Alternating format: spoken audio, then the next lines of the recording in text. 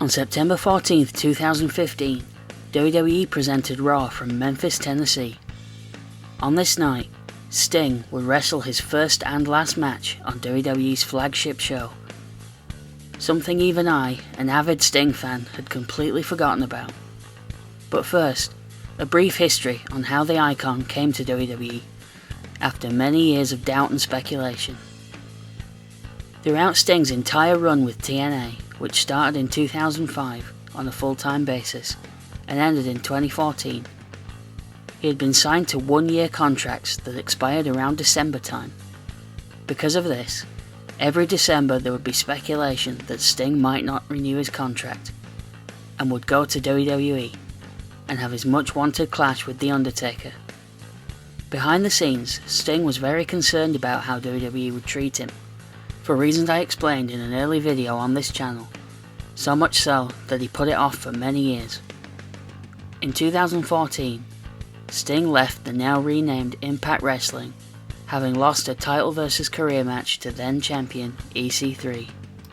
This was likely due to Impact trying to cut their costs, as AJ Styles also left around this time, due to being offered a new contract with insultingly less money on the page.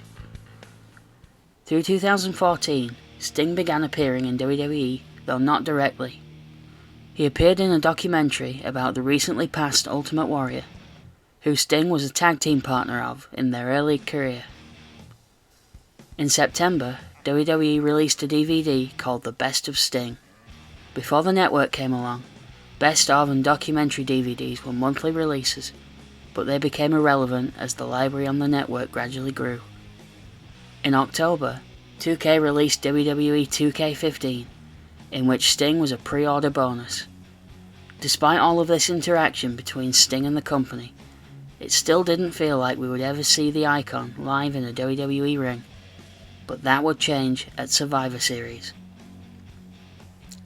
In the main event of Survivor Series 2014, a group of heroes aligned to face the Evil Authority, led by Triple H and Stephanie McMahon. That feels like a weird thing to say out loud in 2022. If the good guys won, the Authority would lose their power, having terrorized Raw for over a year at this point. By the end, all that remained was Dolph Ziggler against the Authority's chosen one, Seth Rollins. Dolph got so close to winning that Triple H, who wasn't in the match, got involved, hitting Ziggler with the pedigree. Just then the lights went out, and after a few tense seconds, we hear a crow, and see the familiar painted face of the man called Sting. As much as I love the way Sting made his debut, I don't like to complain, but there's one thing that's always bugged me about this moment. Sting's appearance was supposed to be a complete surprise, and Michael Cole and Jerry Lawler on commentary do a good job of presenting this. But everyone's best mate, JBL, launches into a long list of Sting's accomplishments, reeling it off as if he was reading from a script. Sadly, this kind of hurts the shock of the moment for me, despite everything else working so well. Triple H sells his surprise extremely well also, despite behind the scenes having been a key figure in bringing Sting in. Alas, the icon enters to a deafening pop from the crowd, and stands up to the game. Triple H attempts to strike first, but falls victim to the Scorpion Death Drop. Sting then pulls the apparently dead Dolph Ziggler's arm over the apparently deader Seth Rollins, and the referee enters to count the 3. On his way out of the ring, Sting gives the fallen and soon-to-be re-employed Triple H a glare, and takes his leave. Over the following weeks, Sting would be rebranded with a new nickname, the Vigilante, playing off his history of being the man who turned the tide for WCW against the NWO back in the 90s. Sting's debut eventually led to a match at WrestleMania 31, where Triple H would defeat Sting. At the time I loved this match, purely because I was thrilled to see Sting at WrestleMania, but looking back I can't abide it. The seeds were planted when the promotion for the match kept harkening back to Sting's WCW days a bit too much.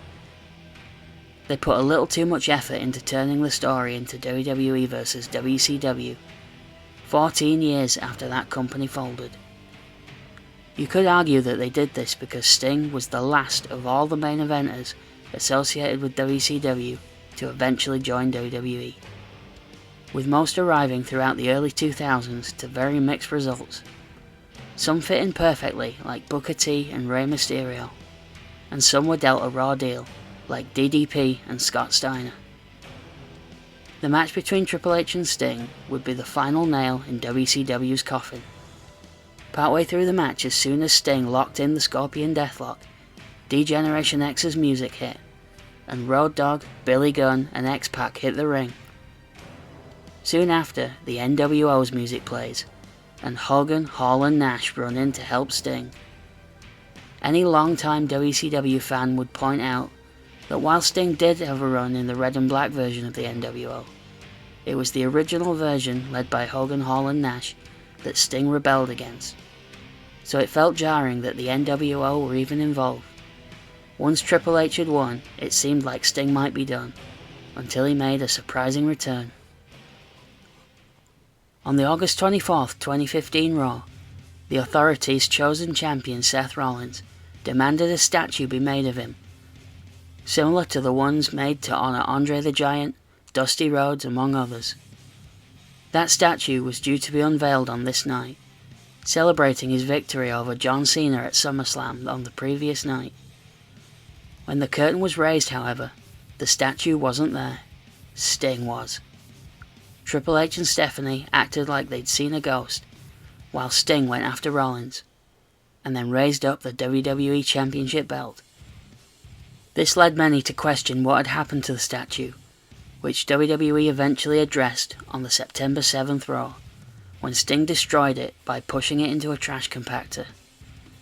This would lead to Sting's final WWE match against Rollins for the title at Night of Champions.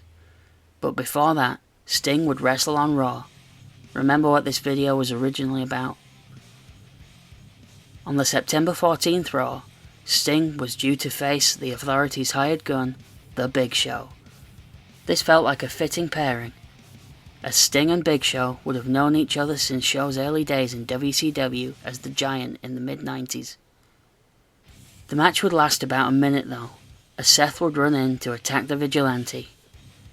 Technically, Sting's Raw in-ring debut would last just over a minute, and he would win by DQ, before John Cena would run in to save Sting. Not content with this development, Triple H would book a tag team match with Sting and Cena facing Show and Rollins right now. Most of this fairly short TV main event is John Cena playing good guy in peril, trying to make the tag to Sting.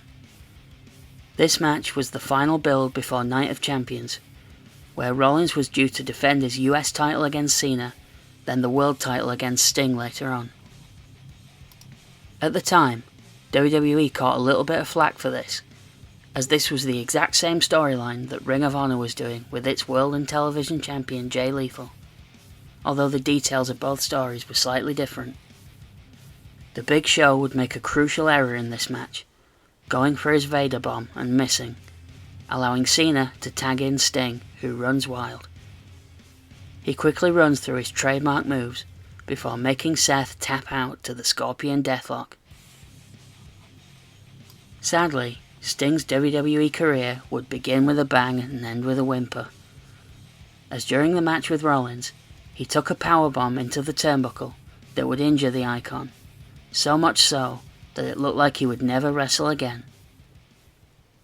That would last until December of 2020, when Sting would make his surprising debut in All Elite Wrestling. By February, Sting, along with his new protege Darby Allin, would be taking part in cinematic matches, and would later take part in live in-ring matches too, always teaming with Darby Allin to take the pressure off him a bit. At the time of writing this, the 63-year-old Sting last competed at All Out 2022, and there seems to be no clear end in sight for the icon that has transcended generations. Thank you for watching yet another wrestling channel. If you enjoyed this, please comment, like or subscribe, and let me know your favourite Sting memories.